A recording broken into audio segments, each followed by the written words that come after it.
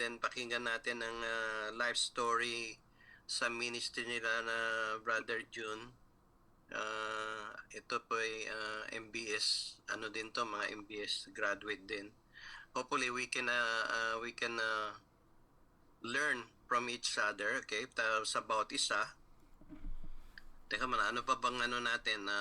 Okay, to sa kanilang ginagawa yung maganda yung product na sila na mag-explain ng mga magandang progress sa kanilang paglilingkod sa Panginoon. Okay, Brother June and Sister Juliet, take it away.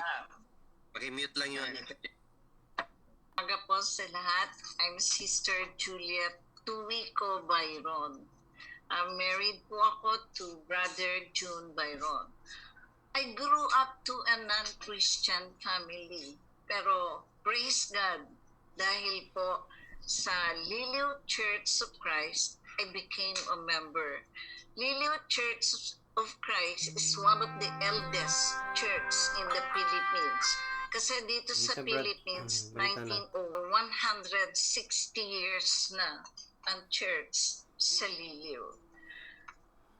Brother John Bautista, kilala niyo po ba siya? Mention parang medyo may balitang siya yung dinala sa ospital noong time na yon. I see. Buhay pa na nakita ko na since then, I dreamed of having a Christian family. And ayun, binigay po sa akin ni Lord. Siya yung first man na medyo, siya yung yung lalaki na man of God na una ko nakita na sabi ko, sana ganun din ang aking maging partner in the future. Ayun, eto po si Brother June. And in the year 1986, we got married. Pero ang as I continue, dahil known against lahat ang family namin, ang family members namin, brother, still I continued, although bata pa ako noon. Brother Jerry Felipe, nung siya naging pastor dun sa amin, he became an instrument of God. Why I was able to study at Manila Bible Seminary from 1978 to 1982. Si Brother Ador, one of my batchmates. 1977 Hindi po tayo nagpang-abot. So, since I was nung first year pa lang ako, I was already teaching Sunday schools in different churches here in Laguna. Kasi product din ako ng National SPKK just for 1 year. After that, nagturo na ako. Then, when I was in the Bible Seminary,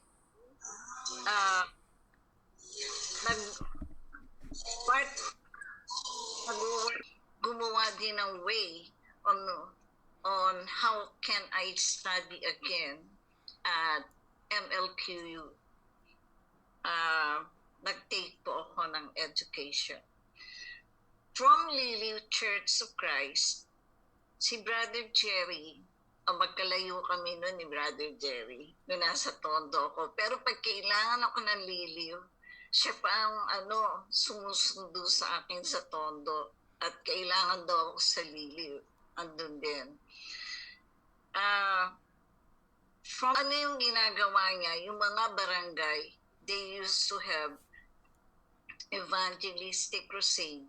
Same na pangyayari, we really have team evangelistic team. Nakakasama ko nun si Brother Mon Doniza sa different barangays at marami kami built a family of our own. Then I was a teacher already nung time na yon. being a teacher sa school, mahirap po yata. Mahirap pagsabayan, ano. Hindi ko na nagagawa yung ginagawa ko dati. I can just help him. When there is no Sunday school teacher, I can teach. Pag walang accompanies, I can. Then, in our marriage, we have 4 children, 2 boys and 2 girls. Yun nga po na i-share ko kay Brother Ador kanina, my eldest one is an engineering graduate, pero siya po ay nasa London, helping Brother Joel Reyes at mga formales. Doon po siya nagpi-preach ngayon. Cristo Church of Christ. Cristo Church of Christ. Buti may church doon. Okay. Then, I have my second one. Who used to work with me in Bangkok. Kasi pa nag-aral din po ako, nagturo din po ako sa Bangkok for 10 years. With that 10 years, my children, or all our children, kasi medyo din, na-drive din po ako sa ganon para po makagraduate ang lahat ng anak namin. They were able to graduate. Lahat po sila finished na. And they have their family of their own already. Yung pangalawa ko na kasama ko sa Bangkok, she is married to an Australian. My third one, siya po ay he graduated sa UP, then just took bar exam. Katatapos lang po niya. Sana makapasa. Then my youngest one ay siya po ay nurse, and the one that I experienced aneurysm. But before that, I worked in Thailand for 10 years. Medyo na ito to. And in Thailand, ang naging ministry ko, I work as a teacher, pero I used to be counseling sa mga nag-work doon regarding moral issues. Yung mga married man, parang medyo nalilink sa mga kadalagahan na teacher na kasama ko. Then, yung mga nagli-live-in, mga live-in partners, yan, ginagawa ko rin. And also those who have problems. Licensed teachers from the Philippines na able ng heart surgery. Ito po sa akin aneurysm. At Cardinal Santos Hospital. Bakit doon? Nurse po yung anak ko. Siya din yung napa-assign. Siya yung ibinigay na assignment sa akin. Yung sa kay Brother June, ang ginamit yung anak naming babae, the elder one. The youngest one, yun naman ang nag-alaga sa akin while I was at Cardinal Santos. 72 hours disoriented. Wala po akong alam. Got memory loss. Pero ang sabi ng doktor, they really pronounced it was a miracle on their part. First time lang daw nilang naranasan yun. na madaling naka-recover ang kanilang patient. So yun ang After that, when I survived, even my school head, advised me to go back sa work. But no, I believe all things work together for good. Bakit? Ito yung God's way for me para iwanan ko ang pagtuturo. Kasi nung nagtuturo ako, hindi naman ako masyado nakakatulong ni Brother June. Yes, with our children, pero sa church, pag walang teacher, doon lang ako nagtuturo. Pag accompanies, well, nakakapag-accompanies po ako noon. Pero after that, hindi ko na po binalikan ng DepEd. Ako po ay decided to work together with my husband. Now we are on a church planting project. Sa church planting po namin, kasi meron na tayong church na talagang nawala. Na-revive po namin. Na-revive namin. That's why one of the thing na pinagkakaabalahan namin is our church planting project. Now in one big barangay of Santa Cruz. Visitation, evangelism, and everything. Then last Friday, I was really amazed kasi malakas ang ulan noon pero naka-prepared na kami. I had a feeding ministry in one area dun sa barangay. We have tumutulong sa akin was my student before. Dun sa church planting project namin, 2 of my students, when they were elementary, became my, sila ay naging estudyante ko. And when I asked him if we can pursue Bible study, ayun, payag siya. Napaka-supportive ng parents. Malapit lang yung place doon sa area wherein we are going to buy a piece of land para makapagtayo kami ng chapel building. Kasi we are now housed sa isang furniture shop. Doon sa front area niya, doon lang kami nagagawain. Pero nakakatuwa, yung palang mga dati kong estudyante ay ginagamit ni Lord para makatulong po namin. And now, yung mga Sunday schoolers na naturuan ko and even from DVBS, they are now leaders. Marami sa kanila naging pastor. Marami sa kanila ang leaders ngayon. Marami sa kanila ang naging Christian worker. One of the that is one of the immaterial reward of teaching. Kaya tuwan-tuwa po, iba Here, mayroon naman akong anak na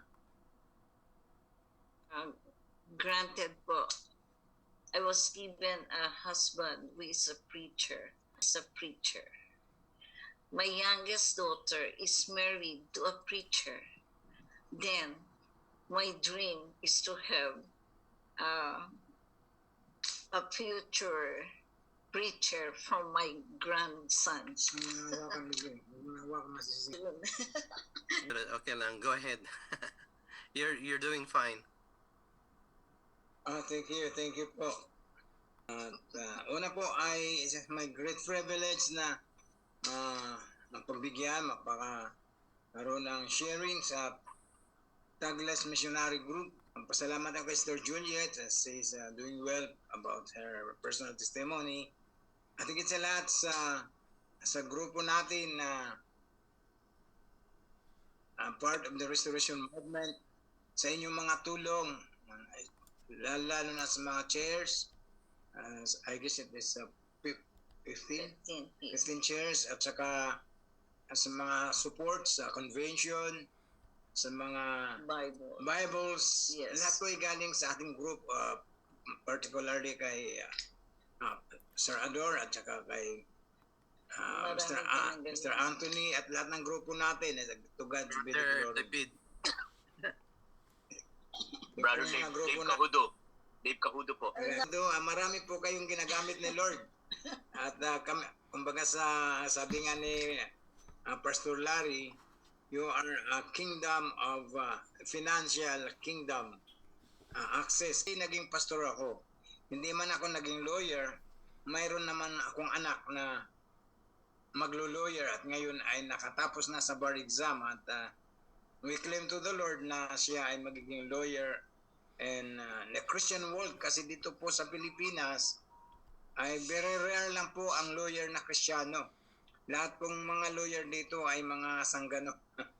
Hindi po Christian ang mga lawyer at hindi natin malalapitan kasi the church sinning.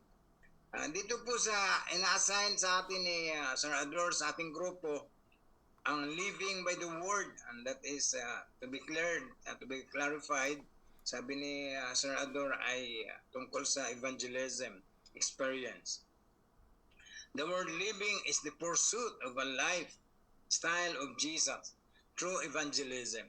Ibig po sabihin, napapanahon po na ang evangelism ay hindi lamang natin maipapamumuhay. Dapat po ito ay ma-transfer, ma-connect. Kung maganda man ang ating pamumuhay, we are faithful, that is only one half of a coin. We have also to be fruitful. Hindi lamang tayo tapat, dapat magkaroon din tayo ng bunga. Kasi yan ang sabi ni Jesus. Evangelism is a term used to refer to the preaching of the gospel of Jesus. Ibig sabihin, ang evangelism, ipangangaral natin si Jesus. Hindi natin ipangangaral ang ating self-accomplishment, na nagagawa, kundi ipangangaral natin yung nagagawa ni Lord, and that is the gospel. So the gospel of Jesus means good news. Hindi po marites, kundi mga good news. The good news is 1, 2, 3 question na dito tayo magtatalaga yan. Who Jesus Christ is. Who is the good news? And number 2 is what He has done for us. And that what He has done for us, He died on the cross, and that is basic theology. His atoning glory, His blood is the good news. Dahil sa blood of Jesus, tayo makasalanan tayo, walang qualified sa sino mang tao sa mundo na magiging Savior. Some also claim that they are and they were, but it is not happening. And it will never happen because only Jesus is qualified to save us from our sin. Through His blood cover our sin. And number 3 question is how? That changes everything in your life, and that is transformation. Ibig sabihin, yung living by the word of Jesus is tayo na naging Christian ay mag-transmit tayo ng taong hindi Christian na maging Christian, and then through our transformation life, that is this mechanics that God used. And nung araw nga, ang sabi ng mga magulang natin, kung ikaw ay mabait, punta ka sa heaven. Kung ikaw ay pasaway, punta ka sa impyerno. And that is no biblical backup.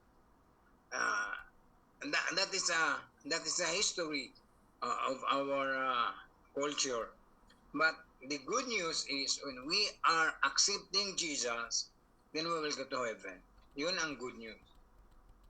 Sa aking buhay bilang isang pastor, ay nag-influence sa akin sa most part of my vision is si Brother Jerry Filipi. Siya po ay isang preacher evangelist. Inabot ko po yan sa MBS in his last term. At siya po ay nangangaral ng ebanghelyo outside in the church. Of course, mayroon namang ministerial gift ng mga nag-aaral sa MBS. But he is one of a kind. He is not only preaching inside the church, he is preaching outside the church. Sa Plaza Miranda, minsan doon sa Lunita Park. Minsan, kung saan-saan siya pumupunta, pero connected siya pag araw ng Sunday doon sa church. So, dahil sa kanyang influence, nagtayo naman ako ng sarili kong ministry, True Crusade Ministry. Ang tawag ko ay JSM. Jesus Saves Ministry. Hindi po yung JSM Church ng Born Again Group. Yung pong Jesus Saves Ministry is an ad hoc committee for a specific period, for a specific time. Funded po yan ng Churches of Christ sa buong Santa Cruz. So, ang start namin sa Jesus Saves Ministry is in Santa Cruz, Laguna, Umboy, Barangay Umboy, started in a crusade for one night. And that crusade, One night. ang daming naging converts. At in God's grace, yung family namin sa Mother Church ay doon na nag-concentrate. So nagkaroon tayo ng millionaire music minister yan.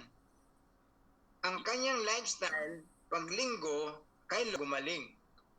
Nasubra naman ang galing, lumampas sa tuktok. Longer, tapos may mga tanong tungkol kina Brother June and Sister Juliet. May other questions. Ibigay natin, sino pa ba hindi natin naas na manalangin? Mag-pray muna kayo, isa sa inyo. Brother, ano? Ha? Sige. Oh. Closing na ba? Ano tayo, Sige. mag-closing prayer tayo and then linger longer. May mga tanong o dagdag. Okay. Sige. Sige. Pray muna kayo. Sige. Wow. Okay, sige. Let's pray. Lord, salamat po sa Lord sa mga balita, mga patotoo na relate sa magang ito sa aming grupo. Salamat Lord sa mga lingkod mo na patuloy na pagpupuri at sa inyo na pangaral ang inyong matata. Lord, pagpalay mo po ang grupong to at lahat ng mga naglilingkod sa inyo sa pangalan mo. Amen. Amen. Okay, so Amen. magandang testimony nila na Brother June tsaka Brother Juliet ang Oo nga, narinig ko nga kanina. ang isang na-remind ko lang yung si Anton Sandor Labe, yung Church of Satan sa California yung nag-original Santa Cruz Banal na Cruz. Hindi ka- Pumunta ng Tagaytay doon, mainit doon, di ba? May bulkan doon, pumunta sila doon. Sa alam mo maganda yung yung tinatawag natin Pastor's Fellowship. Kaya lang medyo be careful naman din. Kasi umatin din ako ng mga Pastor's Fellowship meron kasi mga grupo na ecumenical, ibig sabihin hindi ka pwede magturo ng doctrine, nako-compromise yun. Pero kung wala kang limit, wala kang restriction, it's good fellowship. Isa sa maganda. Pag gusto mo mag-soul winning, maganda rin yun. You have to find a common denomination. Yun ang tinatawag natin. Evangelism yun Kailangan mo din ng Pero yung pagdating sa mga teaching and doctrine, inside the church na yun Hindi outside, inside. Doon yung na, kasi magtatanong bro, ano bang turo nila, ano bang pagkakaiba natin, doon sa inside yun. Inside mo ng church natin ipapaliwanag yun. Not to condemn them, kasi hindi naman natin kinokondemn Kasi lang yun para at least tama ba yung Biblia yan, authority. Anyway, meron ba kayong tanong o dagdag sa mga Nung nagpunta ako last week, Mr. Balyari, kailangan mo ng ultrasound. Bakit? Buntis po ba ako? Sabi ko sa doktor ko, why doc? Am I pregnant? I know ultrasound is only for pregnant female. Sabi ko sa doktor ko, no. We're just gonna check your stomach and body parts. Baka sakali, sakali, may makita kayo. $900 po yun, Brother Jude. Yung ultrasound na to, $900. So tinignan lang ako, pinaikot sa akin yung kung anong machine yun na para sa babae. Diba? Tapos bumalik ako, sabi niya, wala kami nakita, okay lang, ganyan. O see? 9 months na. 9 months na pala, di ba? So ganun po ang Medicare ngayon, kaya yan si Brother Dave, ginto po yan. Wala tayong makikita sakit sa tao ito, palabasin na ninyo yan. Health free. Yan po naman ang benepisyo na nakuha namin sa Amerika for living 60. Katulad po ngayon ako, si Brother Dave, si Brother Ador. Yan, kahit na anong sakit ang dumapo sa amin, gagamitin kami ng federal. Layo ang liliw sa Olongapo. Ilang oras? Malayo Depende po kung by land o kaya by plane. Kasi meron ng airport sa Singapore. By land. Oh, yeah. Eh yung ano, kung ano, buy online. Yeah. Kaso By sa Zoom. Barreto. By Zoom. Po ang face para makatikip tayo ng Crispy Pat. Basta ang gagawin natin, pag naging kalooban ng Panginoon ng buong sulok, Mag-prepare si Brother Anthony ng ano, ng mass transportation. tayong bahala dyan. Kaya nga dadali natin ang dolyaris ng Amerika, yung mga blessing na natanggap natin, dadali natin sa Pilipinas. Ang kailangan mo dyan, Brother Tony, Ano silbi ng mga pensyon natin? 12 Ibigay mo yung seaters. kalahati. Ibigay mo yung kalahati ng pensyon mo, idodonate ko yung kalahati ng pensyon ko sa paglalakbay na gagawin natin sa bawat sulok ng Oo nga, Pilipinas. gagawin natin yung 12 seaters, kailangan natin. Yung 12 seaters na minibus. Basta ipag-pray lang po natin, patuloy po natin Yung pag-pray pinakamalaki bang ano, bus, Brother John, gaano karami, ilan na masasakay yun sa yung bus na para ba yung Victory Liners, yung mga Ay, gano'n? kalahati nun. Oh. Mhm. Ay, mga pag Victory Liner, mga 120 seaters yun. Hindi naman. Victory. Ang 12 seaters, natin mga... tinatanong, saan tayo kukuha ng panggastos? Di ba? Kaya nga nag-iipon na tayo mula ngayon di ba? Mula ngayon, nagkakaroon po kasi ng... Nag-ano na tayo, nagpa-prospect na tayo yung kailangan natin makuha ng information sa 12 seaters na van, 12 seaters. madali na yan. Maraming rent a car doon. Basta meron kang departamento ni Cesar. Yung nga, kailangan malaman din natin. May kausap daw eh. May kausap ko kanina eh. Okay na. Wala, tapos na tayo. Okay. Tapos na. Hintayin lang natin yung si Dr. Tides. Mhm. Wala na tayong basta importante sa lahat at napakaganda ng ating naging discussion ngayong araw natin. Maganda, hindi, tsaka Tuloy-tuloy pa rin ang ating photo. ang Tuloy-tuloy pa rin ang ating experience nila, photo na Brother ginagawa. June at Sister Juliet, very encouraging. Tsaka yung ministry nila, i-pray natin na sa Santa Sa tingin Cruz. ko yung nagbigay sa kanila yung sa tingin ko para sa akin ang nagbigay sa kanila ng inspirasyon para muling mabuhay at maging matatag sa Magamit pananampalataya. kayo ulit. Yan. Hindi, sa tingin ko yung pangalawang buhay na binigay sa kanila ng Panginoong Jesucristo ay mayroon pa rin sila talagang mission na dapat Purpose. siguro ang mission na yon, isa sa mga mission na yon ay yung makasama natin sila sa Amen. pagtambay sa buong sulok ng Pilipinas. No, basta ihanda natin yung 12-seater. Kasi wala ka. Anthony, ano yun, 12-seaters.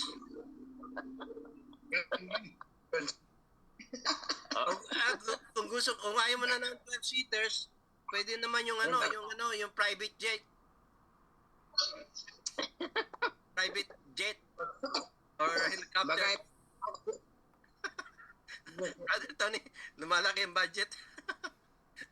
Diba sabi nga natin sa Matthew 19:27, ang lahat ay imposible sa tao pero sa Diyos ay posible. Matthew 19:27 yan. Okay. Okay na? Okay na. Okay, God bless. Peace be with you all. Sige, pag-message kay Sister Terry. Bye-bye. Bye. Brother June, Bye-bye. Sister Juliet, God bless. Ingat kayo, stay healthy. May gamit pa. Let me know kung anong availability ng panganay nyo, ha? okay. God Ang bless. record sa kanya. Okay.